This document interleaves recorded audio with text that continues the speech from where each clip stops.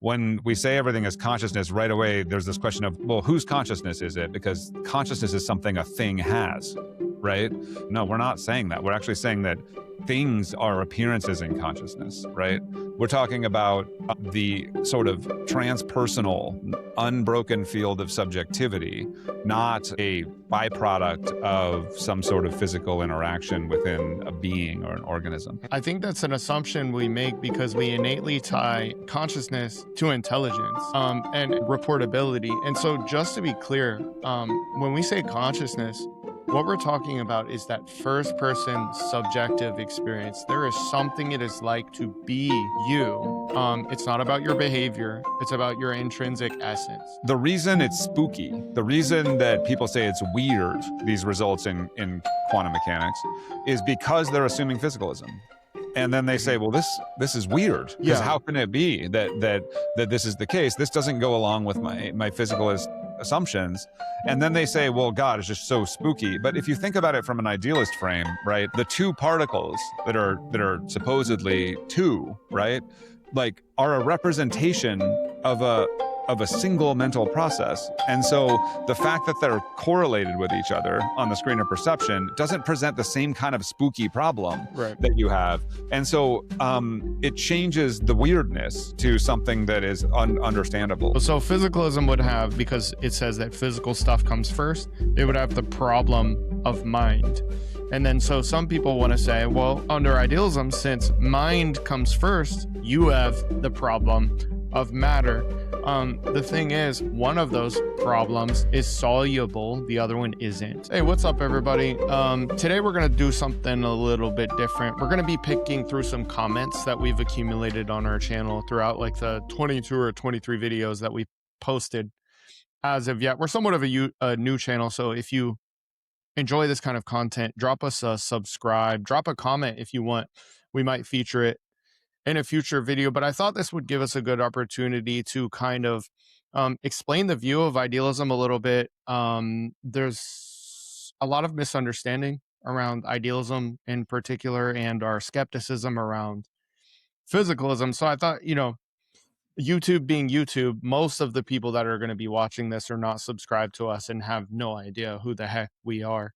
So I thought this would give us a good opportunity to explain the view again. So what do you think it means, Brian, when we say that everything is consciousness? Well, that's a small question. I mean, I think it means that we start from first principles, and consciousness is something that is the only thing that's self-evident, that can't be an illusion. This obviously causes a lot of confusion, because right away when you say the word, people think you mean something else. They think you mean like something that a person has, something that arises within something else. And I think the way that we would put it is that it's not that a person has consciousness, it's that consciousness has a person. In other words, a person appears in consciousness. And so for us, it's just a matter of being parsimonious, as parsimonious as possible, while still being able to explain the world around us. And I think that this view remains parsimonious, and we don't need to make further presuppositions, I think, in order to come up with a coherent worldview. Yeah, that makes sense. It's based in skepticism. And I guess like the most rigorous way to say it, as somebody like maybe Bernardo Kastrup would say, is that when we say everything is consciousness, we just mean that everything in reality is reducible to transpersonal mental states. It is beautiful behind you out that window. Yeah, by the way. it's we've had a lot of snow this year, and it was actually all gone yesterday, and I don't know, 3 inches or so last night. So that's Michigan in the winter. Okay, I'm going to share my screen. I'm going to pull up the first comment here. So this is from Gabriel's World Adventures. They say, let's suppose everything is consciousness. Also suppose there are no brains in reality at some time. Whose consciousness is everything? Do the stars go out of existence? And before you take off on that, I just want to say for everybody, we have again 22 or 23 videos on this channel. So if anything is unclear or something doesn't make sense, I'm willing to bet that the answer to your question is probably in one of our earlier videos, especially our first two. They're somewhat rigorous in explaining the view and our critiques of physicalism, etc. But we're going to expound here. Sure. Do you remember the question? So No. Bring that back up. so it just says, let's suppose everything is consciousness. Also suppose that there are no brains in reality at some time. Whose consciousness is everything? Do the stars go out of existence? Yeah. Okay. So I think like this actually really highlights like the confusion that comes up right away around sort of fundamental assumptions that are so built in that it's hard to get like outside of them in order to understand what we're saying, right? So when we say everything is consciousness, right away there's this question of well, whose consciousness is it? Because consciousness is something a thing has, right? And kind of like what I just said before about how no, we're not saying that. We're actually saying that things are appearances in consciousness, right? So when it says whose consciousness is it, it's not somebody's consciousness, right? We're talking about the an sort of transpersonal, unbroken field of subjectivity, not a byproduct of some sort of physical interaction within a being or an organism.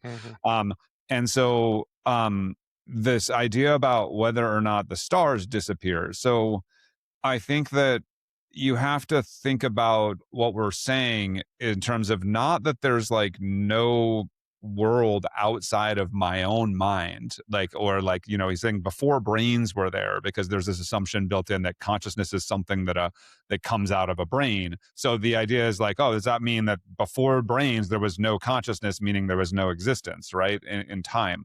And this is the misunderstanding right there, or the assumption getting baked in right there. We're not saying that that there's no reality outside of an individual human mind, right? What we're saying is that what we call physical reality is something that's a result of human sense perception. It's how the world looks to us. So in effect, the stars being there or not, what you mean by that is the physical appearance as they appear to us as humans, is that there prior to humans? No, but it doesn't mean that there's nothing that is represented by that's there. There's a world out there outside of your own mind. We're just saying that there's no reason to believe that external world is physical. Yeah, I mean, I guess to break that down, like, look, we're saying something that might seem radical to some people. We're saying that consciousness is not some product of the brain or some, amalgamation of atoms and stuff bumping into each other in just the right way. We're saying that it plays a much more fundamental role. That is what reality is. It is consciousness. So it's not something that relies on brains, although the human experience is intimately tied to what we call the brain. But brains are ultimately like an appearance within consciousness, not the generator of consciousness. And I would just say, like, to their question of like, do the stars go out of existence? It's kind of like the question that Einstein asked. Does the moon exist when not or how did he say it? He said, does the moon exist when you look away? I can't remember the exact title of like the paper, but he's essentially asking the same question. And I would just say, like, look, um, reality exists no matter who's looking. But the way that the reality appears depends on who it's appearing to. We have a mental representation of the world that we interact with. And I don't think it would be proper to say that that mental representation is what the world actually is or what it actually looks like. It's a simplified, cognitive interface tuned by evolution. So,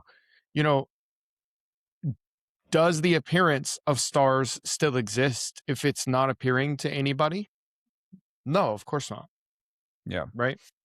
Yeah. And look, I get that people think this is much more radical than we're actually saying. Like, they think what we're saying is, oh, you're saying all of reality just exists in the human mind. Mm-hmm.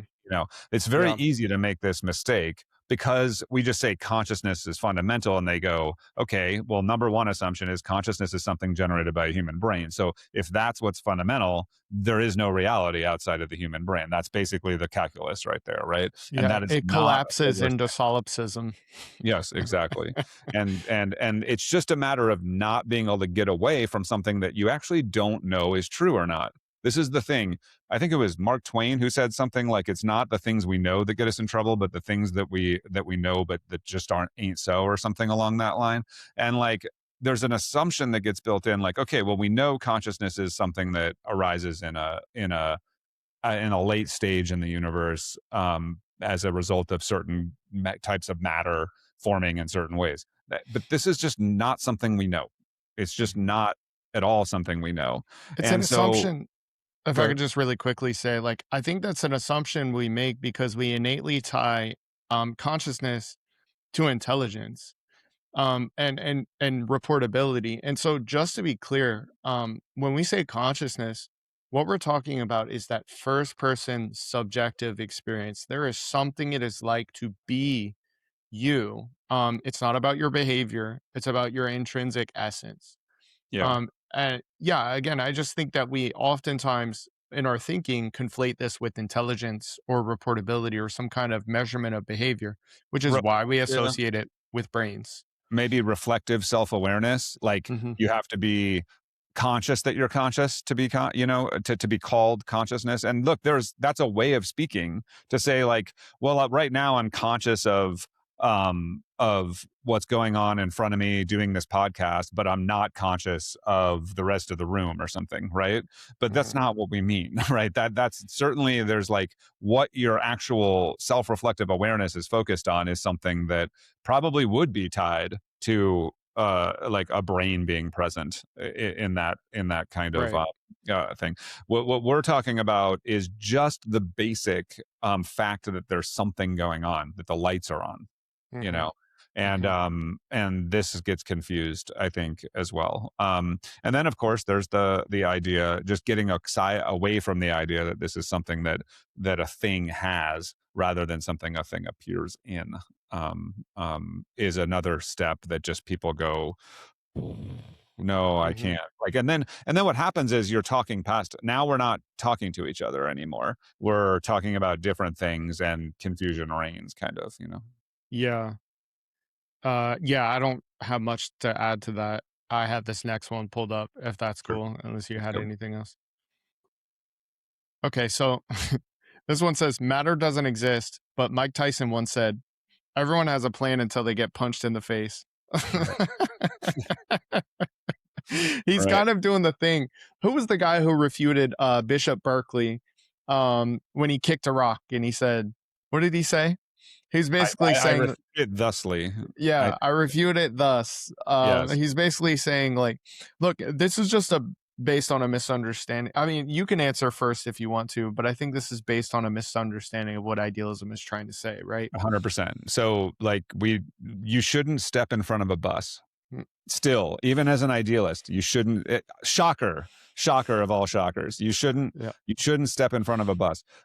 We're not saying that the physical world as it appears doesn't exist as an appearance, and we're not saying that it's you're no longer subject to physical laws anymore because, quote unquote, matter doesn't exist. Look, we're being hyperbolic when we say it this way. It's meant to get your attention that matter Yeah. doesn't exist. That was What we based on a mean by clickbait that, title. That was a yeah, clickbait title I made for a video. So, absolutely, obviously. Look, and I've said this, it always gets like a chuckle, but what we mean is matter outside of appearance, outside of sense perception, outside of consciousness doesn't exist objectively apart from mind. And that doesn't mean that Mike Tyson can't punch you in the face. Like, we're not we're not there's nothing about Mike Tyson punching me in the face that does anything to my worldview at all. well, Mike Tyson punching you in the face is a qualitative experience. It has nothing to say about a mind independent substance called matter, Right. right? When I kick a rock and it hurts, this is not a physical experience. This is a qualitative experience. You know, you talk about getting punched in the face, you're talking about pain. Right. Pain is a quality. Right. Again, it has nothing to say about the existence of a philosophical theoretical entity called matter, which is supposedly mind independent. Like, Yeah. we're not denying the external world. I can definitely get punched in the face and it's going to hurt. Um, But ultimately, I would say this too. This is also another part of confusion that comes up with this kind of an example is that when Tyson punches me in the face, it's still just one mental process interacting with yeah. another.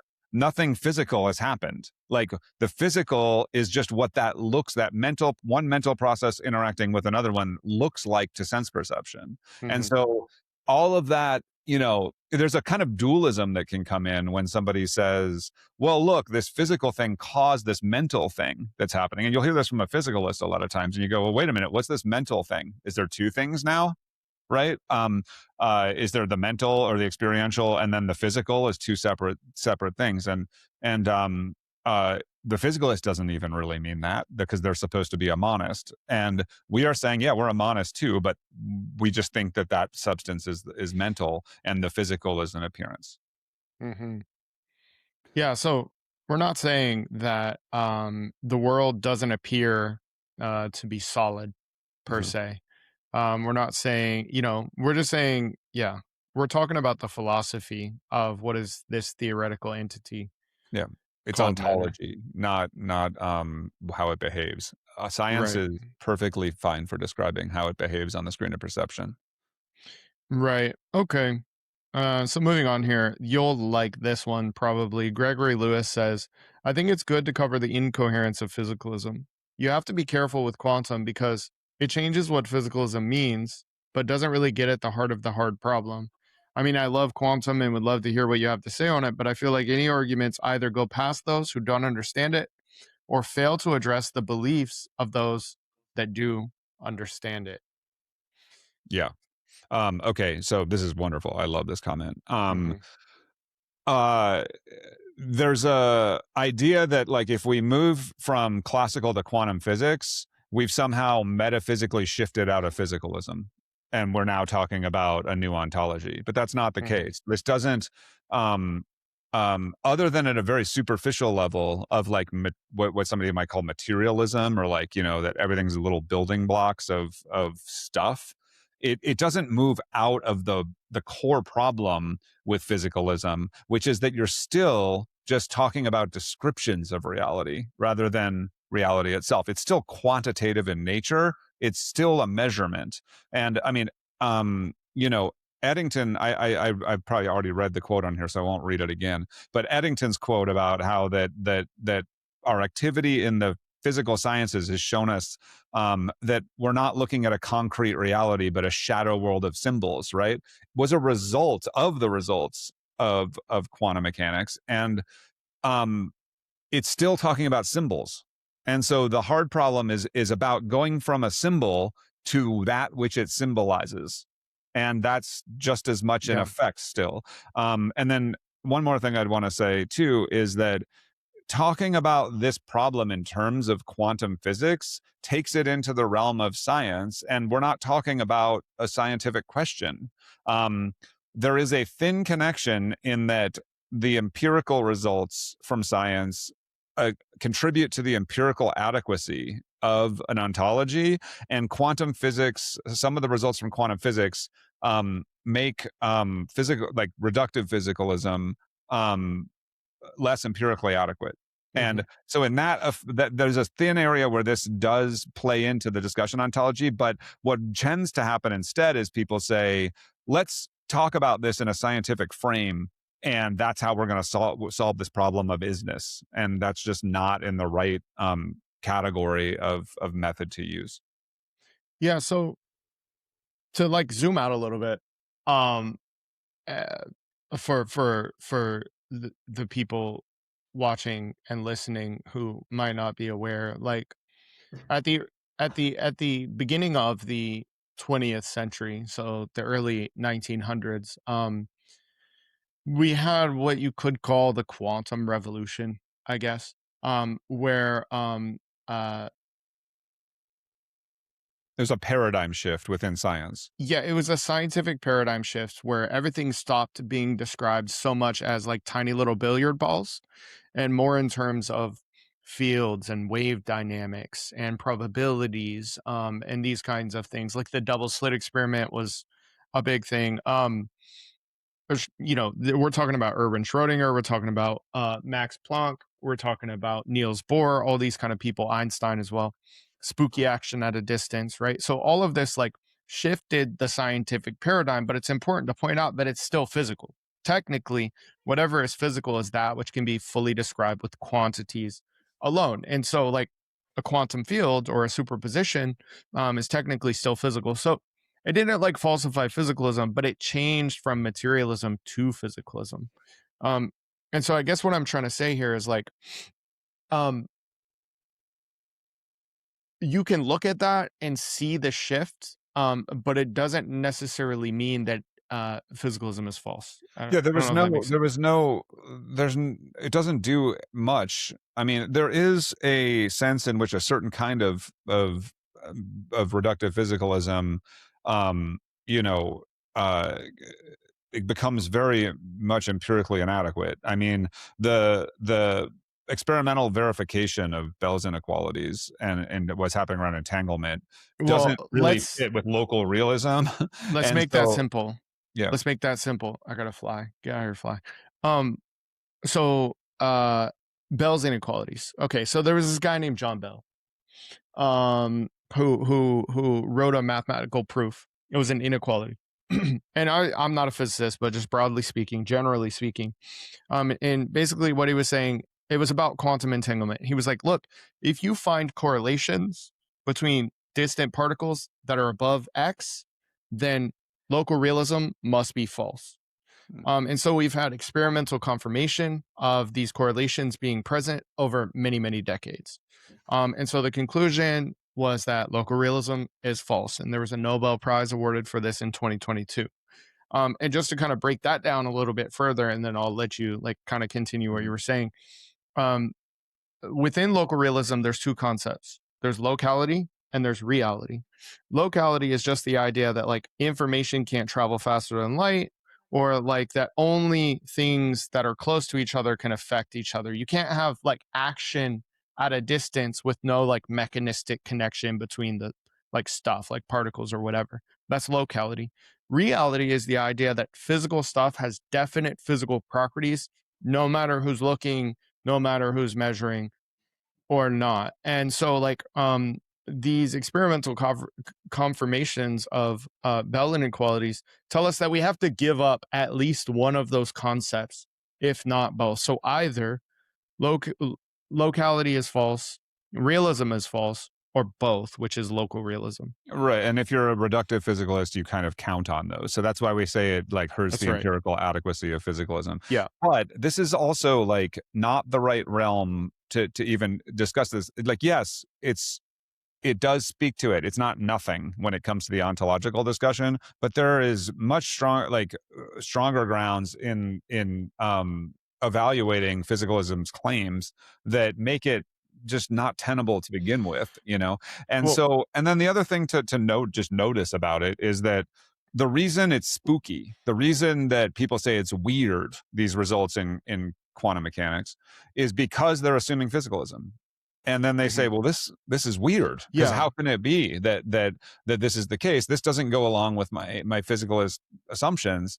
And then they say, well, God, it's just so spooky. But if you think about it from an idealist frame, right, the two particles that are supposedly two, right, like are a representation of a single mental process. And so the fact that they're correlated with each other on the screen of perception doesn't present the same kind of spooky problem that you have. And so it changes the weirdness to something that is understandable, you know? Yeah, you're just looking at... Regardless, like this gets very, very...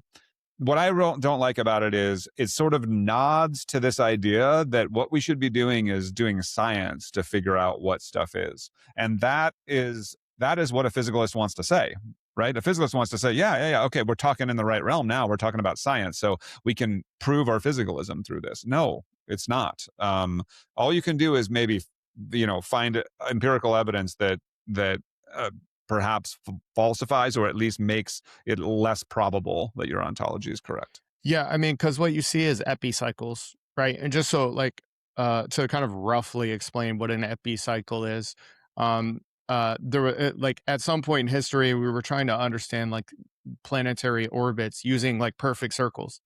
But it didn't work. And so we had to add like a bunch of circles together to actually accurately map out the way planets orbit. Those are called epicycles. It wasn't until we realized that it's actually an ellipse that we were able to like not use the epicycles. And so what you see, like especially with physicalism, in my opinion, and like Bernardo talks about this, we've talked about this before, is like when you run and going back to like a little bit what we were saying about local realism is physicalism inherently relies on this concept of specifically physical realism. And so if physical realism is false, physicalism can't be true. But that being said, like the many worlds interpretation of Mm. quantum mechanics is an attempt to hold on to physical realism and voluntarily give up locality. And this is just like it's like what is Bernardo? He's just like a fantastical account of Fantasy with no empirical yeah, evidence at all. It's just a way. It's an epicycle, right? It's it's an a epicycle. Yeah, yeah, it's exactly what it is. It's yeah, just it's an attempt to hold on to the metaphysic right. instead of taking where the so to your point, I agree with you because that's always going to be possible. You're always going to find a way to add in epicycles to avoid confronting the falsification of your metaphysics when you're in the category of empirical. Yeah, totally. So this is kind of what we see. But again, um, this will always be the case. Like there can sort of be a never-ending reinterpretation of the results, and I don't. So that's why I don't think it's like really settled here, because what we're talking about is something that's ultimately not measurable. In our side, we're saying consciousness is the fundamental ground of what is, and consciousness is just not a proper subject for the scientific method. And it's just the wrong. It's science isn't trying to do this. It's not trying to tell you what reality is. Yeah. I agree. Okay. Moving on. Lubos said, I'm halfway through and you've repeated reality is not physical and it's silly to assume it is. Science can't answer these things. It just doesn't make sense. Matter has never been found, etc. So many times over these last two episodes. When are we getting to the actual meat of it? Would have liked to see more arguments and answers rather than easy assertions and shallow claims restated again and again. And somebody said the meat has never been found. I thought that was great, dude. Well, what does he mean I by thought meat too? There, he probably means where's your science? Where's your sure. calculations? Yeah. Yeah, no, the meat of the argument against objective matter, right, is that it's an incoherent idea to think that that gives rise to the experience which we use to define what it is. It's a circular reasoning. Mhm, Okay, so mhm. and again, we say this thing matter has never been found to point out this problem that what is actually described as matter in physicalism is a conceptual abstraction that's beyond our ability to find it. We're just Right. assuming this thing exists out there, and We're and actually not making any positive claims whatsoever. We just don't believe yours. yeah, yeah, this is what I mean. That the claim that's being made, people assume that what's being made is this stuff I see with sense perception. That's what I mean by physical. And that's not what a physicalist means. What a physicalist means is there's this stuff out there that we can't see. All the stuff we see is happening inside our head and generated inside our brain. But what's out there, the physical stuff, is not visualizable in any way, right? Mhm, And so this sort of gets it to like the wildness of this assertion that there is this stuff that's purely physical with no qualities at all, right? That is what generates all of the qualities when we observe it through chemical processes in our physical brain, which is also not what we see on the screen of perception. So it's just um, a wild claim. yeah. Um, I think that it would be helpful for people to kind of take an introductory course to, I mean, you don't have to like go to school for it, but just like dig into like cognitive science and neuroscience a little bit. Because I find that it's the case that a lot of people I talk to have this sort of naive realism baked in to the way they understand like their own worldview. And you know, naive realism is a philosophical position, but it has naive in the title, so you can kind of get the idea of what it's trying to say there. What it's trying to say is like, look, according to materialism, I mean, I think it's probably any worldview, like you don't interact with reality directly. So this matter stuff that materialism is talking about is a mind independent substance that you observe with your mind, that you represent in your mind. Um, but it's, you know, totally unimaginable, as Brian was saying there. It's just it's not something that you could visualize. Yeah.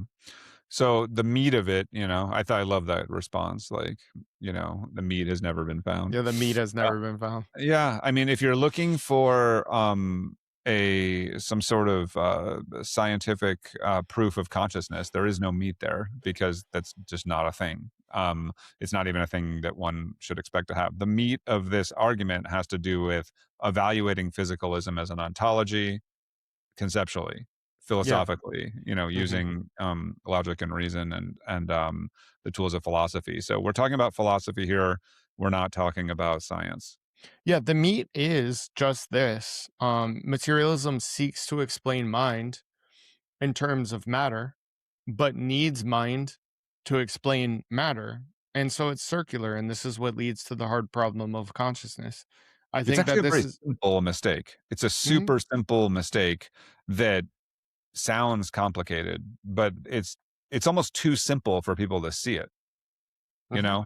It's like it's just like you're essentially saying, and I use this one all the time, is that if you write the menu detailed enough that you can just eat the menu instead of the food. Like, the description is not the thing described, and you can't generate the thing described from the description when, to describe it, you had to experience the thing directly in the first place. It just doesn't make any sense. I mean, talk about eating the menu. I think some people just like the taste of paper, it seems. Okay, moving on. Well, This there's is a no meat there, though, is the problem. Oh, there is no meat there. That's true. That's true. The meat has still never been found. Damn Yep. it. Yep. Um, okay. This is a bit of a different vibe. So the belief in the separate self. You can be a hardcore materialist and only believe in science and still realize that everything is interconnected as a system. That's where I come from myself. Now, after watching everything about NDEs, Don Hoffman, Bernardo Kastrup, and whatnot, I do understand the viewpoint of idealism. I even think it has more explanatory power than any theory before it, but I'm stuck there. I can only understand this intellectually, but I have no experience of anything spiritual at all. I am stuck with the illusion that I am separate. I put the word illusion in quotes because I'm yet to be convinced that it actually is an illusion. This sounds like a very reasonable person. All I hear are other people preaching about it in videos like this one, but no one can explain it to their audience how to come to the same realization. Mm. This is interesting. So, how do you break the illusion and see through it when it's so stubborn and persistent? Do you have to start by blindly believe that you're one with everything or just brainwash your way into it? Do I have to hear more people repeat the same message until it automatically becomes true? You have to brainwash your way into it by listening to me forever. No. Yeah. Oh Um, God. That yeah. sounds terrible. Yeah. So that actually gets at something. I mean, that's a great question. Is philosophy the way to come to ultimate truth about this? Absolutely not. Bernardo actually said this so great when he was talking to Kurt J. Mungle in that 5-hour marathon episode of the Theories of Everything podcast, where he said, I don't play the game of all games. He said, Rupert Spira plays the game of all games. He says, I play a merely intellectual game. And this commenter is very right to point out that, like, you can study this and be like, oh, you know what? This is actually reasonable. This is the most reasonable thing. It's the ontology that, like, I think makes the most sense. Yay, this will be my new belief system. And that does absolutely nothing for you. It doesn't change your life in any way, because it doesn't drop from the head to the heart, if you will. It's not experiential, right? And so what he says is Rupert Spira is playing the game of all games. Philosophy is like, if we liken this to science, philosophy is kind of like theory, like coming up with a hypothesis in science. There's a lab that you can go test your hypothesis with, and that's the laboratory of mind. We're saying take it for granted, let's just say, that you believe that reality is mental in nature, right? Well, then if you want to understand the nature of reality, you want to get in the lab and look at it. Well, the lab in this case is mind, and you have a mind. And so, as they've taught us in the East for millennia, there may be something to see when you go look directly at mind. And this is a practice. It's not a process of conceptualization and understanding of the thinking mind. It is a observation of the nature of your own mind. And that is how you get to this and do have that experiential knowledge by acquaintance. Bernardo says, I teach knowledge by conceptualization, but the game of all games is knowledge by acquaintance. And so why do we talk about this in terms of concepts and philosophy? And he says, well, it's because people will have a voice in their head saying, no, this can't be true. This doesn't make any sense. That there's no reason to go meditate because it's just this, your mind's just this late stage thing that comes from your brain.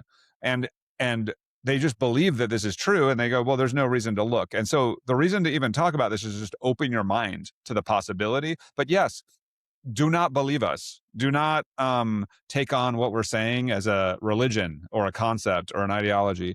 Like, you can go verify. Like the Buddha said this. Like, don't listen to my philosophy here. Just go see what you see when you look in your own mind. And so the practices with which you do that are the way to have to quote, see through the illusion. Try to find the self. There's plenty of practices out there.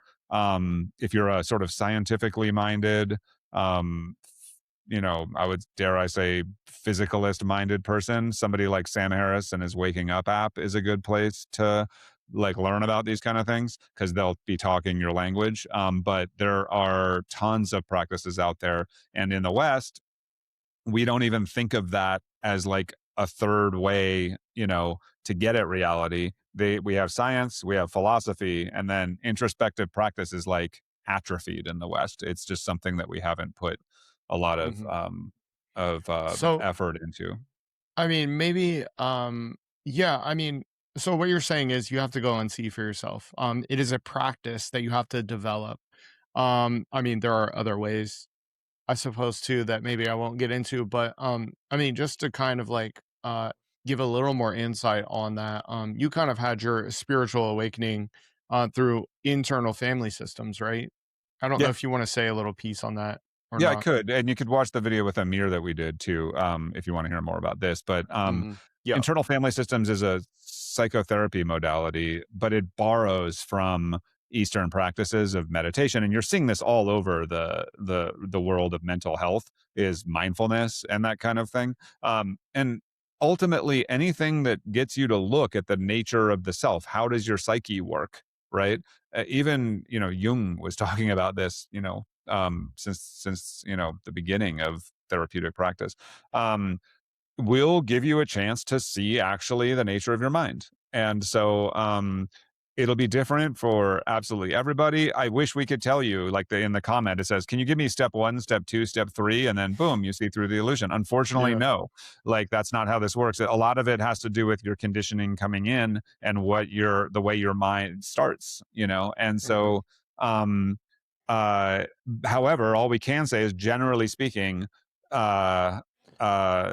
the answer lies in an inward journey, not an outward one. Yeah, you know what I was just thinking about? Like in ancient times, this was called secret knowledge, but not because it was like a secret that people were trying to keep, but because it's kind of right in front of your face, but most people never see it. Because they don't go look. They just don't go look. And so it remains a secret because nobody's looking. Yeah. And there's a paradox too in that, like, trying to find it is almost like what Sure. keeps you from finding it, right? Sure. There's a Yeah. concept in Zen called beginner's mind, which has to do with like not having a lot of, a Zen instructor will not answer your question that you asked about how about the steps to see through the illusion. They'll be like, no, just meditate and then stop and shut up. Shut up and calculate. It's the shut up and calculate of It's the spirituality. shut up and Yeah, it's meditate. like, don't worry about the theory. Like, stop listening to this podcast and like just put it down, because it's just going to give your brain something to chew on, or your mind, I should say, rather, something to chew on. Seeing that brains don't exist. And Got you. yeah. Contradiction. The meat has never been found. So that meat has never been found either. But anyway, like there is a truth Your to that. meat. All right. I don't know where this podcast is going to go. Yeah. We're going to get some comments on this. Dude, your meat you've never has found never your been meat. found. Yeah. Yeah, that's She can't find your meat, that's for sure. all right. All right. So this went a different direction, but my point is that thinking about this too much is actually something that prevents you from seeing it. So you put down the thinking mind, and then all we can say is there might be something to experience there. I'm just laughing because we're trying to be serious again. Oh gosh, I'm such a child. That comment's gonna live in infamy. Like, I'm gonna use that one forever. I'm so sorry to anyone who like hates me. Alex, right now. nobody's ever found your meat. Okay, we got one from Inference Engine, our friend. So he says, we're all just dancing in Plato's rave. Love it. First of all, that's a shout out to Plato's cave. So we're all just dancing in Plato's rave, shadows of forms flashing on the walls of our experience. My question today is, so where do we go from here? We've demonstrated that what we thought we knew of the world out there is truly unreliable. So what does it all mean? What ought we look toward next? If the universe is some mental state forming ripples of experience, are we not some extension of this mind calculating its own experience? How can we find the answers the mind wants to know? Good question. Well, I'll go first here. I mean, I think this question comes up a lot, and it's also one that I like, because the question usually comes in this form. It's like, okay, so fine, reality's mental, but you're basically a naturalist still, and you say all of science is the same. So who cares? What's the point? Like, why does this matter? And I think these two questions, the two comments rather, tie in together quite nicely, because what changes is really what the nature of the self is in relation to the rest of what we call the rest of reality. And the thing that changes is a perspective on what's actually happening here. And that has very profound implications for your experience going through life. I mean, I would say, Sam Harris says that this Dzogchen master that he first saw through that illusion by their pointing out instruction. I'm still laughing about the meat. Sorry, dude. Go ahead. It's right. Sorry. Sam Harris says that guy taught him the most important thing he ever learned. And whether you like Sam Harris or not, he's a neuroscience degree and a philosophy degree. He's obviously learned quite a bit about, through various channels. And for him to say, this is the most important thing that I ever learned. What he's speaking to there is that as a matter of living your life, and a matter of suffering, and a matter of finding fulfillment and peace and that kind of thing, nothing is more important than this. And it doesn't change science. It doesn't change the way you do science, really, except for sort of the margins where you're assuming physicalism maybe, and that's hurting, your decisions on what experiments to do. But it ultimately, that's not where the value of this is. The value of this is in something much more close to your heart, to your everyday experience. And the nature of what you are being either the character in a dream experiencing this nightmare, apparent nightmare, or the whole dream is not a small thing. Yeah, I mean, I think it's safe to say, to some extent, when you realize that there is no self, the chains fall off. And that's not to say that you'll never suffer. I Mm. mean, suffering is not going to go away. I mean, what's the other saying? Pre-enlightenment, chop wood, carry water. Post-enlightenment, chop wood, carry water. Like, the goal is to arrive where you started and see it for the first time. And so there's still going to be suffering in the world. Um, my dog. There's still going to be bad things happening. Nothing is like said and done just because you've realized that, I don't know, idealism is true or something. There's a lot of work still left to do. Forget So about idealism is true too. That you don't need to realize that. You could never understand any of this philosophy at all. What you really can realize is that the separate self isn't real. And it's not that suffering stops. You're right. It's that all the extra suffering that you have by assuming that you're a separate self, that is what is alleviated. And that is actually 99% of it, because we impose so much on ourselves when we see things, when we feel as if we are this separate, pulled off little splinter of the world that the rest of the world is either actively trying to kill or completely indifferent to. And when it's about the perspective with which you see yourself.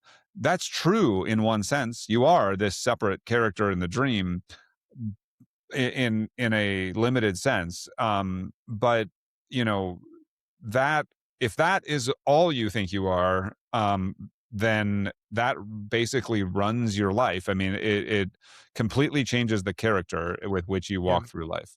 yeah, the psychological impacts are quite interesting in their far-reaching implications. Like, for example, I was doom scrolling TikTok or whatever earlier, and I saw this video. But there was like a cockroach in somebody's kitchen, like on the floor, and one of them's like standing on a chair, and the other one is just like trying to kill this cockroach. And I'm just like, why? Mm. Why? Like, why is that necessary? Like, you could just like scoop it up, bring it outside, like, because uh, you just get this understanding of wholeness Yeah. under this view that I don't think is always present under other views. I mean, it's you just see the whole thing as yourself in Hmm. different form, and there's a ton of compassion because you just see everything confused about this. Hmm. And it's just like and if anything else, like if you're in a dream and you sort of wake up within the dream, and now it's a lucid dream, but everyone around you is like, let's say it's a night, any kind of nightmare, or just having, life is always difficult, right? And it just, people make it so much more difficult than it needs to be by misunderstanding what's actually going on here. Hmm. Yeah. Okay. Let's go with this one. Chad says, sounds like you guys smoked too much or maybe not enough pot in college. When do people have experiences without brain activity? That makes no sense. Well, yeah, you're right. Under a physicalist thesis, it doesn't make sense. But okay, so look, I want to tread carefully here, right? I am not a neuroscientist. I am not a neurologist. But I have read quite a few of these studies, and um, they're not final and there's nothing definitive about them.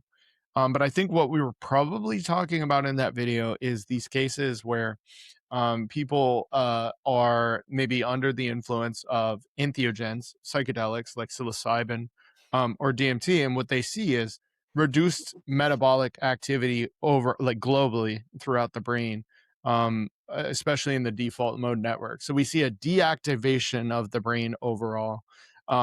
And we were probably talking about how experience is expanded in those states. I'm assuming. People also, like, I mean, it's just not true that people don't report experiences when we didn't measure brain activity. In NDEs, this happens all the time. So Oh. you can say, well, we don't believe those reports. Okay, but then you can't believe any reports. Why do we Mhm. accept any reports, like even the ones when people are awake and we're correlating the brain activity? It seems to me that you want to not believe the ones that don't go along with your your physicalist thesis. So, but not the other ones that do. Hmm. So it's just not the case. It's definitely the case that most of the time reported experience correlates with brain activity, but that fits Hmm. under our view just fine. And in fact, the data as a whole like fits perfectly Well, under idealism, and it really doesn't under physicalism because of these cases where you see reduced brain activity with expanded reported experience. yeah. Let me simplify that a little bit. So if it is your theory that consciousness is generated by brain activity, then you would expect as brain activity increases, conscious experience increases in some way along with it. You would not expect to see an inverse correlation, an increase in conscious experience with a decrease in brain activity. But in fact, that's exactly what we see in these cases. Now, this isn't like some kind of evidence that is like, oh, well, physicalism must be false. But I think it is good evidence to say that it reduces the probability of physicalism being true because nobody predicted this. No physicalist predicted this that I'm aware of before we found this data. Well, it just doesn't. It's not about even if they did, like, there's no mechanism Yeah. it's associated Right. with whatever you're trying to predict. Like, so it Mhm. doesn't matter. Even if you said, like, well, I predict that under certain experiences, you'd have less brain. First of all, what would be your reasoning for making this prediction under physicalism? But second of all, you can't predict any experience from any brain activity at all, not one. Right. Like, Mhm. so this is just merely conjecture that because they're correlated, you say, well, it's causing it. Well, okay, that's just a fallacy. Right. Mhm. So at any rate, I want to address though too that like the criticism of pass the joint, bro, is not a criticism. Like Yeah, I like just thought it was funny. just saying like, oh, this sounds like, wild, man. It's like, yeah, no. Like what's woo is the idea that randomly certain configurations of matter just generate an inside experience. Like that's past the joint, That's bro. wild. Yeah, Yeah. when they don't have that quality or seemingly don't have anything that could lead to that quality. Oh, it's just information processing. What do you mean it's information processing? Can you demonstrate that? Like, yeah, Yeah. it's pretty Yeah. woo. Look, I mean, it's it's funny how it has a this seeming place of being the current theory that needs to be dethroned or something. The religious people do this a lot too, where they're like, well, if you can't give me a good alternative to my Christianity, then I guess like mine just has to be true. Yeah. And this is that kind of the same sort of attitude of like, well, this is what it is. This is what everyone says. I have this false comfort of consensus that makes me feel good. So I'm probably right. And if you're saying something different, you better show some extraordinary evidence for why, and it's like, Mhm. no, I don't have to show extraordinary evidence that your made up bullshit is bullshit. I just Yeah, don't I have. mean, to be fair, any view presented with no evidence can be dismissed with no evidence. And so people might think that I'm crazy when I say that. But look, there is certainly evidence that we get from neuroscience or science in general that would be consistent with a materialist hypothesis, but that same evidence is consistent with several other hypotheses. So that's not evident, doesn't count as evidence in favor of materialism. There is no evidence that it's even possible in principle that The evidence conscious though. experience emerges from physical processes to begin with. So you can give this post hoc sort of correlatory account, but it doesn't justify it a priori. When we say evidence too here, I mean like one thing that counts as good evidence is a cogent philosophical argument. Hmm. Right? It's not Hmm. just empirical. Like, again, this moves to science so quickly and you just almost don't notice it, that it's like, well, what we mean, like this happens in the atheist religious debate too, where the atheist is saying, I want to see evidence. And what he means by evidence is something Empirical. physical. Yeah. Yeah. And it's like, well, but the claim the guy's making is that this is like the ground of being, and it's not the physical world that appears within it. Like this, and this is exactly like when we say consciousness, and they'd be like, oh, what's your evidence? It's like, well, I'm not making a physical claim. Like It's I'm like talking talking to a fifth grader when they right. say that. So like, but certainly when we talk about evidence in ontology, we mean your argument too. And there's just Yeah. no good reason to think what you're saying is true here, other than, well, a correlation causation fallacy. That's basically it. And we go, okay, well, beyond that, which is also, consistent with our worldview, that data, do you have anything else? And what's the mechanism? Like, why do you think this is the case? Why do we think there's matter outside of consciousness? Like, what is driving that? There's no answers to this. There's just, well, look at the brain scan, and that's it. Yeah. Yeah. Yeah, I have no evidence that subjective experience can emerge from physical processes or that we will be able to ever reduce what it's like down to some physical description. But here, have my inductive case that it's tied to the brain based on correlations. The big W. Big Yeah. W on that one. Yeah, it's totally like, okay, we're going to Pass go the on a. joint. Pass the joint. Yeah, for real. For real. Okay, correct me if I'm wrong. This is Mage Punk. Correct me if I'm wrong, but this is my understanding. Dissociation, um, primarily Explain. Mm-hmm. yeah, dissociation primarily explains the problem of other minds and how our minds can emerge from a universal mind. It's less about explaining some so-called problem of matter. The problem of matter is even easier to answer. All you have to do is remind your physicalist friend that our minds create matter all the time. It's called imagination. And so this isn't really a question, but to give a little background, right? We're saying that reality is mental. We are saying, in fact, it is all one mind. So how is it the case that there's like plurality? Why don't I have access to your experience, Brian? Yeah. So I think it's right to say that it's an explanation for why if we're saying everything is one continuous field of subjectivity, really it's why is there appearance of anything that's not just the one thing? And dissociation, I think, despite what the comment says, I think it does kind of attempt to answer both questions. Like one, why is there a separate point of view at all?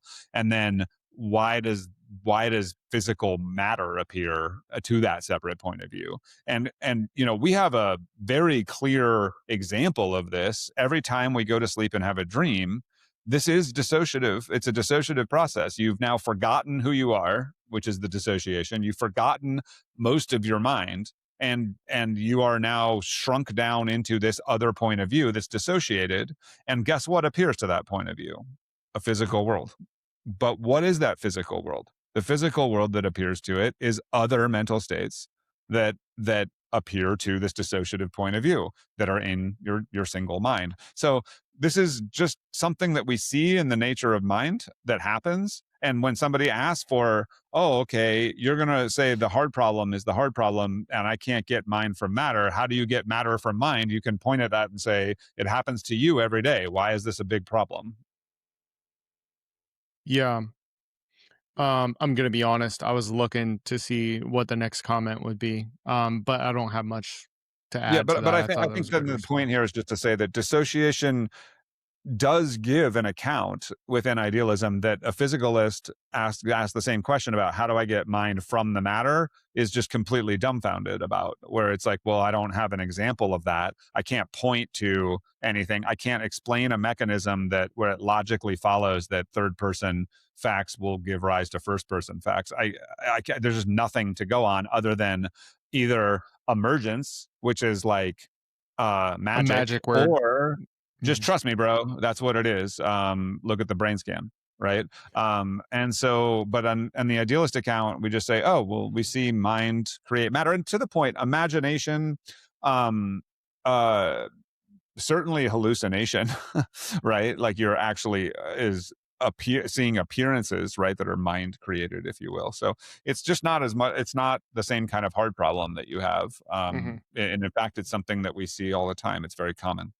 It's not even a problem. Like to even call it the problem of matter. So physicalism would have, because it says that physical stuff comes first, it would have the problem of mind. And then so some people want to say, well, under idealism, since mind comes first, you have the problem of matter. The thing is, one of those problems is soluble, the other one isn't. The problem Right. of matter is, in fact, not really a problem at all because it is conceptually the matter stuff, whatever we call matter, is conceptually reducible to mind with no Yeah. logical issue. We're not trying to reduce the thing into stuff that appears within it in this Right. case, right? Mm-hmm. That's the Mm-hmm. difference, is that we are not putting the cart before the horse and then Mm-hmm. trying to make that work. And so it doesn't have the same hardness to the problem. The hard part of the hard problem really just comes from the fact that you're doing things backwards, and things don't go backwards in that way. Yeah. So, It's showing you that you've made a mistake uh, in your prior reasoning. yep. Okay. I thought you might like this one. Guys, let's just be honest and call ourselves a Hindu at this point. Alex O'Connor had a great conversation with Swami Sarapriyananda, right? About this. Yep. Yeah, and actually Bernardo Kastrup was asked by Alex O'Connor too, like, "Aren't you just a Hindu? Why don't you just describe yourself as a Hindu?" Mm, And Bernardo's answer was, "Well, I think that word like entails like a lot of other things beyond what I'm saying here. I think if he had said, 'Why don't you just call yourself an Advaita Vedantian?' or something like that, it would have been harder for Kastrup to answer the same way. mhm, Um, but even that, um, there's still baggage, because it's not about necessarily what the word means to you. Like, I could say I'm a Hindu and mean that an idealist, and this would be accurate, but it's about what people are going to hear when I say that I'm a Hindu, and what they're going to attach uh, to that statement that isn't what I am trying to say. And so for Alex and I, we see it, and I think Bernardo was kind of say the same thing, like what is kind of what he meant by, well, that might mean a lot more than just what I'm saying. He means to the audience, right? And so I think that we want to avoid that. I also think that ultimately, when I label myself like this, it is a untrue statement. I'm not a Hindu, I'm consciousness. I'm mhm. not an idealist, I'm consciousness. Yeah. And so I personally am like allergic to labels, because I think they're always false. When I say I am and then there's a blank and I put something in that blank, whatever I put there is not true. So, and this leads to division too, because it's like, if you're saying I'm a Hindu and people take that to mean my group here has the only right answer, that's a problem that we can obviously see throughout history with religion, and basically making myself something and you're something else, and now we have a conflict. So I think for all of these reasons, we don't do that. Yeah, yeah. I Oh, agree hold with on, it. but I got to shout out, I will say this, um just to be clear, like, the Hindu tradition, perhaps the oldest one that put these ideas forward, right, that we know of, that's like in written form at least, and so certainly a bow or a nod to that fact, and also I think just, that it's articulated, at least from my point of view, most clearly within that tradition, this kind of view. There's Advaita Vedanta is essentially like idealism in Indian philosophy, from Yeah. 700 years ago, or however long it was. And so credit where credit is due there. Right. You just stole my talking point. But yeah, I was just going to agree with everything you said. I was going to say shout out to Advaita Vedanta, to Hinduism, because idealism, especially analytic idealism as espoused by Bernardo Kastrup, is just a modern, um, maybe more analytical retelling of Advaita Vedanta. And what it added specifically was like this concept of dissociation to kind of explain the one and the many problem. Um, but um, I agree with you that I don't really particularly enjoy labeling myself. It does come with baggage. It feels limiting. Also, when you label yourself like, "Hey, I fit in this box," I've never wanted to be inside of a box. Like, I've never wanted that. And so like I don't even like calling myself an idealist, but it's just like people incessantly ask for the label, "What are you? what are you? And so you have to tell them something at some point. But yeah, if I didn't have to do that, I probably wouldn't identify as anything. So that being said, yeah, shout out, give credit where credit's due. They were doing it before everybody else. They had it all figured out. But yeah, I respectfully decline the label as well. Yeah, and there one more thing I want to add to that is just that uh darn it, I actually had something and I forgot it now. It was this. It's that this really tricky business when you take on a label with conflict. It generally creates um it turns you into a caricature of your view, and like I just don't I think that it it becomes a very heavy weight to carry around. I'll just put it that way, and generates a lot of conflict. I just noticed your little monk back there by Yeah, the gold bowl or the yeah. bronze bowl. Yeah. My wife. See, this is a good actually thing to bring up because my wife would identify as a Buddhist, right? Mhm. And she likes to give me little things like this, but like they're, and I'm fine with it. I could call myself a Buddhist today. I could call myself a Hindu tomorrow. Mhm. I think you have to hold these labels like extremely lightly. These are all pointers to me that point at what we're talking about, and the problem comes when you hold it too heavily and it's like, no, this is the best one, you know? So Mhm. yeah. Yeah.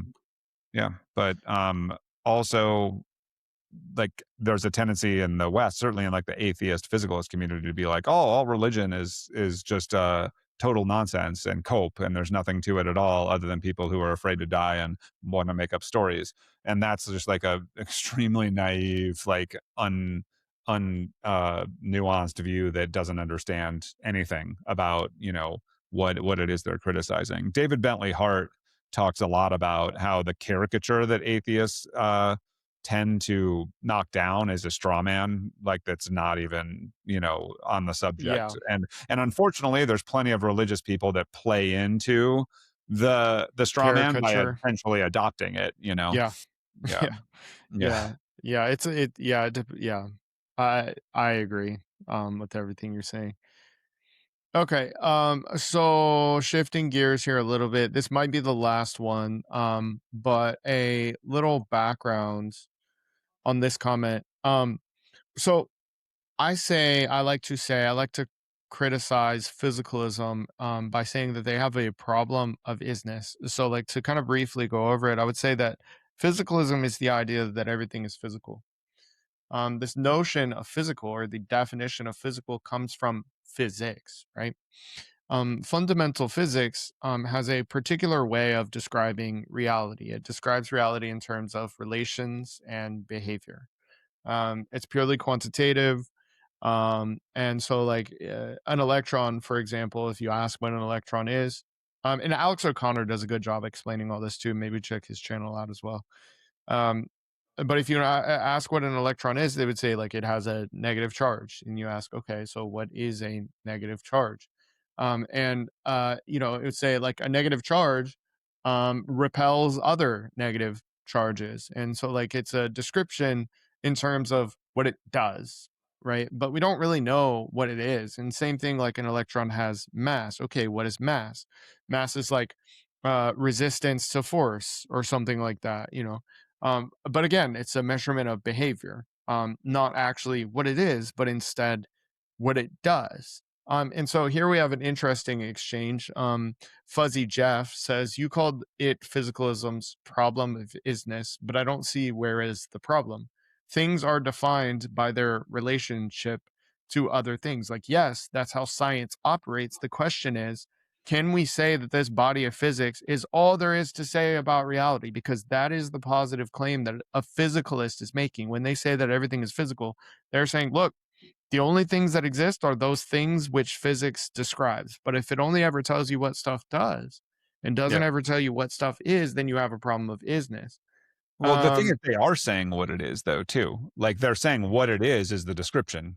yeah, they're making a positive claim that what it Mm. is just what it does. Right. Yeah. Yeah, they're saying it is its behavior, it is as it appears to perception, whatever. But like that is a claim of isness. So this sort of this kind of idea of like, what does it even mean to say what something is? Well, it means the ontology of the thing, and you have an ontological position, which is physicalism. Now, I don't know about that commenter if he's saying that he's a physicalist or not, because you could do the whole it's all relations all the way down, Yeah. and there's no relata, right? But I don't know if that's what he's saying. But in the, I think that's probably, is that in the Sean Carroll video? I'm not sure which video Okay. it's from. But I think that, you know, one thing that points this out is in the Sean Carroll video, there was a point where he's being asked, well, what is it exactly? And he goes, well, what reality is actually is a vector in Hilbert space, you know, and we both laughed at that. And like that gets at this quote unquote problem of isness, because when you start to ask, what do you mean by it? What is it? And then that's the answer.